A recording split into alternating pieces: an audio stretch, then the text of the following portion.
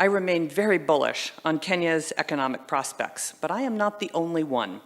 Many of you may have seen the article in Bloomberg. Bloomberg is a world leader in business reporting that touted Kenya as the Singapore of Africa in the June 2023 article. And the Economist Intelligence Unit just listed Kenya as among the very best places for doing business in 2024, one of only 2 African countries that made their lists of prospects. Kenya is taking over Africa with its projects. Among the top sub-Saharan African construction hubs is Kenya. Kenya has made significant investments in the improvement of its infrastructure under former President Kenyatta, particularly in the area of transportation. To ensure the success of the projects and that Kenyans eventually get to enjoy the benefits of their tax payments, the nation has borrowed substantially from external partners as part of these investments. Cabinet Secretary John Mbadi says Kenya's ambition to emulate Singapore's economic transformation remains firmly on track as the government turns to privatization to unlock capital for national development. The president, who is in Singapore, has also called on the Asian economies to use Kenya as a gateway to Africa's market of over 1.2 billion people. Kenya has also emerged as a dominant continental force economically. As Kenya steadily emerges as a rising economic force in Africa, it raises the question, could Kenya be the next Singapore? The couple of days I've been here in Nairobi, there are a lot of things I have actually noticed between Nairobi and Addis Ababa. Guys, there is a massive transformation that is ongoing in this city. The transformation is massive. And I'm really happy to see that Kenya is doing amazing. Like, the government here is doing amazing. The people here are supportive so much. And same as... Breaking. Tonight, a quiet but powerful shift is taking place in East Africa, and it is beginning to catch the attention of Washington, Wall Street, and global investors. Kenya, long known for wildlife tourism and regional diplomacy, is now being discussed in a very different way. Nairobi is being compared to a model city-state known for efficiency, trade, and strategic planning. Analysts warn that this comparison is not casual talk. It is rooted in numbers, infrastructure, policy direction, and changing global economics. What is happening in Kenya may not be loud, but it is deliberate, and this could mean a major change in how Africa fits into the global order. For years, Africa has been described mainly as a market of the future, not the present. That framing is now being challenged. Kenya's capital, Nairobi, has become a central hub for finance, logistics, and technology in East Africa. Major multinational companies now coordinate regional operations from the city. International banks, development institutions, and tech firms are expanding offices, not downsizing them. Cargo flights are increasing. Fiber optic cables are expanding. Data centers are being built quietly but steadily. Analysts warn that when these developments happen at the same time, they usually signal a deeper economic transformation rather than a short-term trend. Facts come first. Kenya sits at a strategic geographic position. It connects East and Central Africa to the Indian Ocean through the port of Mombasa. Over the past decade, transport corridors linking Mombasa to Nairobi and onward to inland neighbors have expanded significantly. Rail, road, and port upgrades have reduced cargo transit times. This matters because global trade depends on speed and reliability. When goods move faster and cheaper, investors pay attention. This could mean Kenya is positioning itself not just as a national economy, but as a regional gateway. Nairobi has also become a financial center. Regional headquarters of banks, insurance firms, and investment funds are increasingly located there. Mobile money innovation, which began as a local solution, has grown into a financial infrastructure supporting millions of daily transactions. This system allows small businesses to operate, formally, pay taxes, and access credit. Analysts warn that financial inclusion at this scale often leads to rapid growth in consumption, savings, and domestic investment. This could mean Kenya's internal market is becoming as important as its export role. Technology plays a major role in this shift. Nairobi has earned a reputation as a startup hub, sometimes called the Silicon Savannah. What matters is not the nickname, but the output. Tech companies in Nairobi are building solutions for payments, agriculture, logistics, health, and energy. These are not experimental ideas anymore. They are being used across borders. International venture capital is flowing in, not as charity, but as risk-based investment. Analysts warn that when foreign capital moves from aid to equity, it signals confidence in long-term stability. This could mean Kenya is being seen less as a developing economy and more as an emerging one. Another key fact is governance systems tied to business operations. Kenya has invested heavily in digitizing public services. Business registration, tax filing, and licensing have moved online. This reduces delays and uncertainty. It also limits opportunities for informal practices that discourage investors. Analysts warn that efficiency in administration often matters more to investors than political speeches. This could mean Nairobi's appeal lies in process, not personality. Education and human capital are also part of the picture. Kenya produces a large number of English-speaking graduates every year. Many are trained in finance, engineering, software, and logistics. This workforce attracts multinational companies looking for regional talent pools. At the same time, Kenya's universities and technical institutes are partnering with global institutions. Analysts warn that when skills align with global demand, labor markets become export assets. This could mean Kenya is not only exporting goods, but also services and expertise. Energy policy adds another layer. Kenya is one of Africa's leaders in renewable energy, particularly geothermal and wind. A large share of its electricity comes from renewable sources.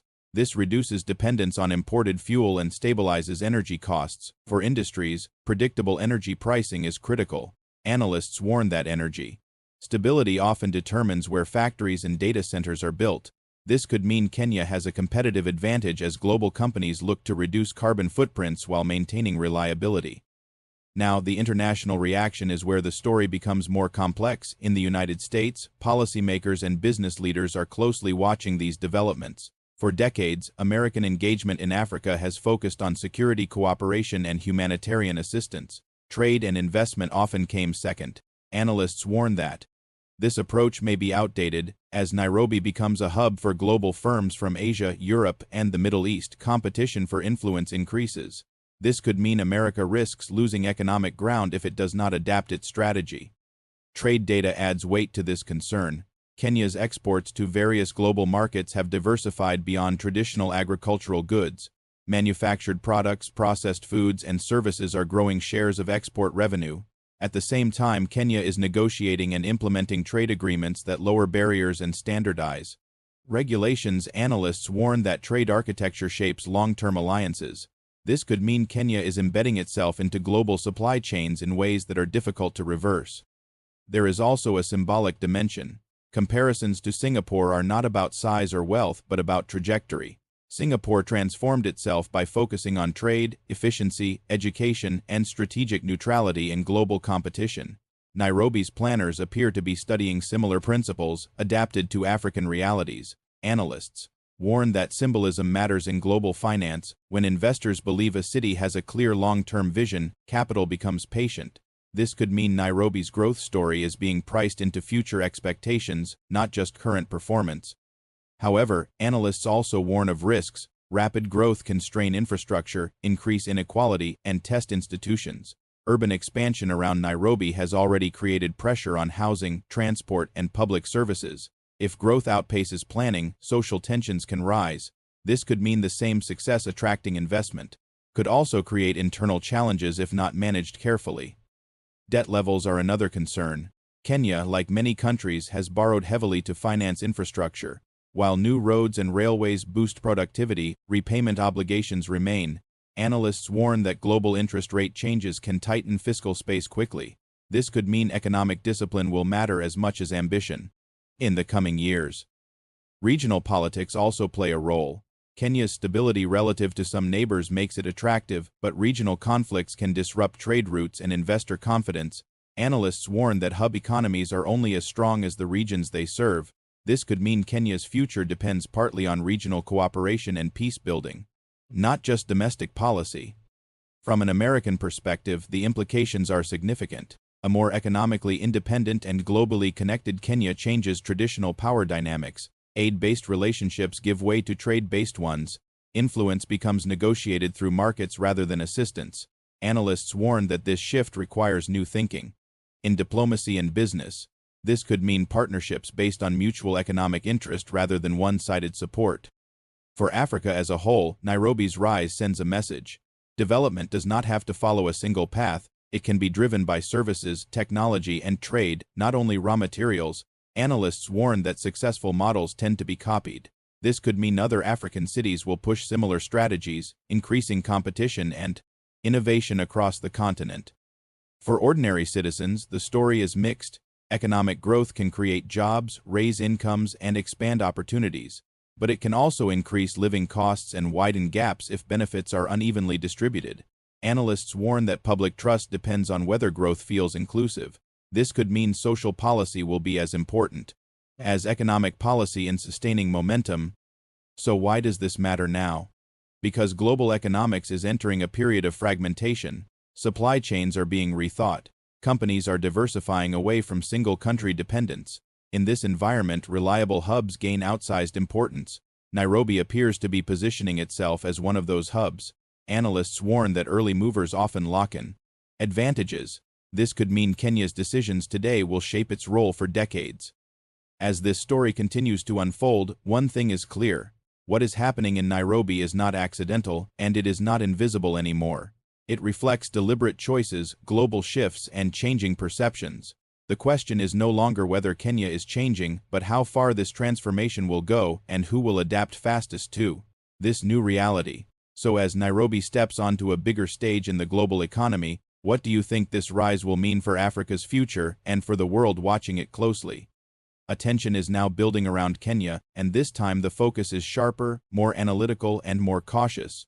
Observers across global markets are no longer asking whether Nairobi is rising. They are asking how sustainable this rise is and what it signals for the balance of economic influence in the 21st century. Analysts warn that when a city in a developing region begins to attract long-term capital instead of short-term speculation, it marks a deeper structural shift. This could mean Kenya is moving from being watched to being measured against global benchmarks.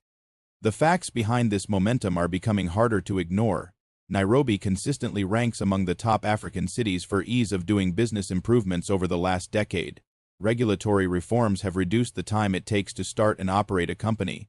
Customs processes are more digitized. Cross-border payments are easier than they were just a few years ago. These details may sound technical, but analysts warn that global investors care deeply about predictability and process. This could mean Nairobi's advantage lies not in headlines, but in systems that quietly work. Kenya's role as a regional headquarters hub is expanding. International airlines use Nairobi as a major connection point between Africa, the Middle East, Asia, and Europe. This connectivity reduces travel time for executives, goods, and services. Global organizations coordinate East African operations from Nairobi because it offers access to multiple markets from a single base. Analysts warn that connectivity often determines which cities become decision centers rather than branch offices. This could mean Nairobi is shifting from execution to strategy in regional economics. Trade patterns reinforce this view. Kenya is increasingly involved in value-added trade rather than raw exports alone. Agricultural products are being processed locally before export. Manufacturing zones around Nairobi and other regions are producing goods for regional markets. Service exports, including finance, technology, and professional consulting, are growing steadily. Analysts warn that economies exporting services tend to be more resilient during commodity price shocks. This could mean Kenya is building buffers against global volatility. Another important factor is institutional presence. Nairobi hosts major international organizations, regional bodies, and development finance institutions. These organizations bring skilled professionals, stable demand for services, and global networks. Over time, they contribute to a knowledge economy where ideas circulate as quickly. As capital, analysts warn that cities with dense institutional ecosystems often punch above their economic weight. This could mean Nairobi's influence extends beyond its GDP figures. The comparison to Singapore continues to surface because of a shared emphasis on trade efficiency, strategic positioning, and human capital. Singapore did not grow by accident. It focused on being indispensable to global commerce. Nairobi appears to be adopting a similar mindset, tailored to African realities. Analysts warn that mindset matters as much as policy. This could mean Kenya's long-term direction is being shaped by planners who think globally, not just locally. However, growth at this speed raises serious questions. Urban population growth around Nairobi is accelerating. Demand for housing, transport, water, and sanitation is rising faster than supply in some areas. Traffic congestion already costs the economy billions in lost productivity each year. Analysts warn that infrastructure bottlenecks can erode competitiveness if not addressed early. This could mean future success depends on how quickly urban challenges are solved, not how fast investment arrives. Social balance is another critical issue. Economic hubs often create sharp contrasts between high-income professionals and low-income service workers. If opportunities concentrate in narrow sectors, inequality can widen. Analysts warn that social tension can undermine investor confidence over time. This could mean inclusive growth. Policies will be essential to maintaining Nairobi's appeal as a stable hub. Debt sustainability remains part of the conversation. Kenya's infrastructure expansion has relied partly on external borrowing. While these investments support growth, repayment obligations must be managed carefully. Analysts warn that global financial conditions are tightening, not loosening. This could mean fiscal discipline will become a defining test of Kenya's economic strategy. There is also the question of competition. Other African cities are watching Nairobi closely. Lagos, Kigali, Addis Ababa, and Accra are all positioning themselves as hubs in different ways. Analysts warn that hub status is not guaranteed. It must be defended through constant improvement. This could mean Nairobi's next phase will be less about catching up and more about staying ahead. From the perspective of the United States, these developments carry strategic implications. American companies seeking stable entry points into African markets may increasingly look to Nairobi. At the same time, competition from Asian, European, and Middle Eastern firms is intensifying. Analysts warn that influence follows investment. This could mean economic engagement will shape future partnerships more than traditional diplomacy. Security considerations also matter. Kenya's relative stability has been a major advantage. Investors value predictability above all else. Analysts warn that regional instability can spill over through trade disruptions and perception risk.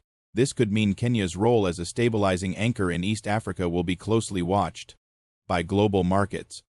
Cultural and soft power influence is another emerging factor. Nairobi's media, creative industries, and technology culture are reaching wider audiences. Cities that export culture often strengthen their global brand. Analysts warn that perception can attract talent just as effectively as tax incentives. This could mean Nairobi's identity as a modern African city is becoming part of its economic strategy. Education continues to underpin this transformation. The alignment between private sector needs and training programs is improving, though gaps remain. Analysts warn that talent shortages can slow growth even when capital is available. This could mean future investments in education and skills development will directly affect Kenya's competitiveness.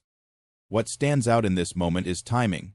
The global economy is reorganizing around resilience, diversification, and regional hubs. Countries and cities that position themselves early gain leverage. Analysts warn that late movers struggle to catch up. This could mean Kenya's current momentum is especially significant because it aligns with a broader global reset.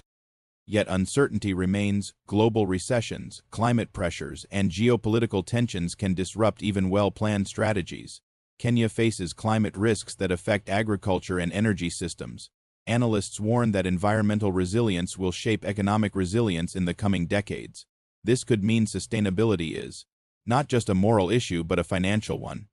As Nairobi's profile rises, expectations rise with it. Global markets will demand transparency, consistency, and long-term vision. Citizens will demand that growth improves daily life, not just statistics. Analysts warn that managing expectations is as important as managing budgets. This could mean leadership choices made now will echo far into the future. In the end, Nairobi's story is not just about one city or one country. It reflects a broader shift in how Africa is engaging with the world economy. The old narratives of dependency are being challenged by models focused on trade, systems, and skills. Analysts warn that such shifts can redefine global relationships. This could mean the world is entering a period where African hubs are no longer peripheral but central to global flows. As this transformation continues, the key question may not be whether Nairobi becomes the Singapore of Africa, but whether it can define its own model on its own terms. And as global powers, investors, and citizens watch this rise with growing attention, what do you think will determine whether this moment becomes a lasting turning point or just another missed opportunity?